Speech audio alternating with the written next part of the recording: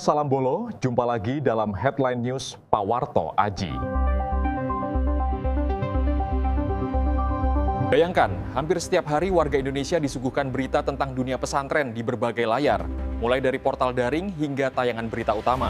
Namun, di balik gempuran informasi itu, sedikit yang menyadari bahwa media-media besar seperti TV One, Kompas, Detik, Tempo, BBC News Indonesia, CNN, hingga Trans 7 sejatinya bukanlah sekadar penyampai berita netral, melainkan berita orderan. Di balik nama besar dan logo yang dikenal luas, ada jaringan kepentingan yang rumit, termasuk dugaan keterkaitan dengan kelompok berpengaruh global, hingga term Zionis yang kerap dibicarakan dalam bisik-bisik warung kopi.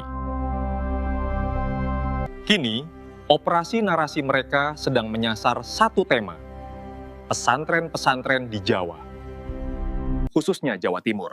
Serangan ini bukan terjadi begitu saja. Semua bermula saat pemerintah membentuk Direktorat Jenderal Pesantren di bawah Kementerian Agama.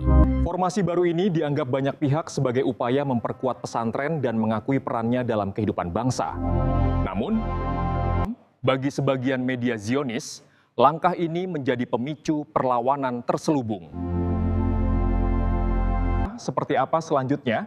Mari kita simak tayangan berikut.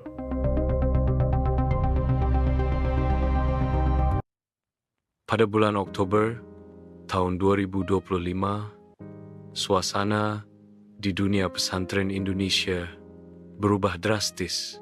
Bukan hanya karena rutinitas belajar yang berjalan seperti biasa. Media terus hujani pesantren. Berita negatif membara. Semua terungkap jadi narasi yang menggemparkan. Semua bermula dari tragedi runtuhnya gedung di pesantren Al-Khazini.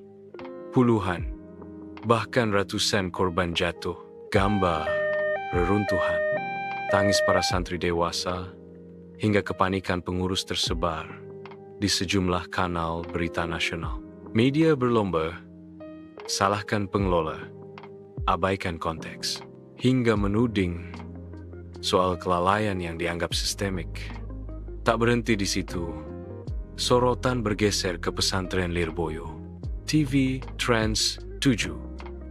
Dengan berita utamanya, menyudutkan pola pendidikan dan struktur di Lirboyo dengan label feodalisme, seolah-olah kehidupan di sana hanya berputar pada pengabdian mutlak tanpa nalar kritis.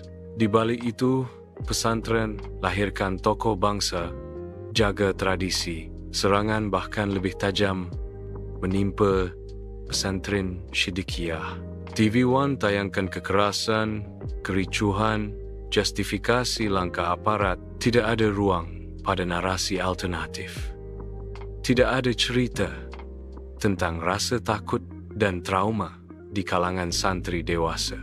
Semua dibingkai seperti upaya subversif tanpa keadilan perspektif bagi pihak pesantren.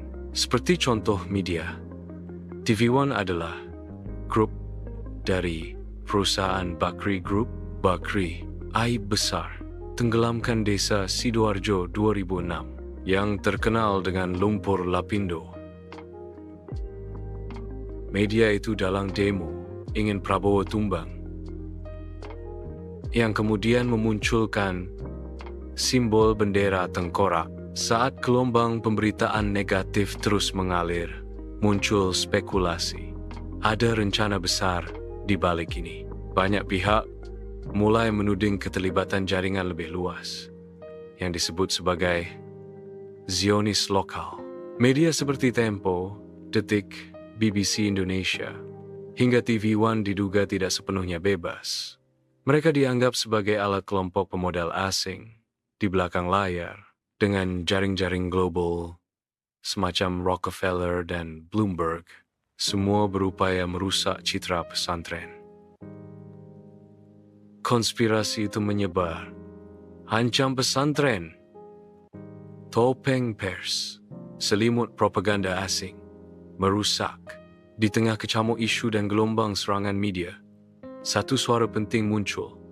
Masyarakat harus tetap cerdas. Tidak mudah terpancing oleh provokasi media dan kelompok bermotif makar.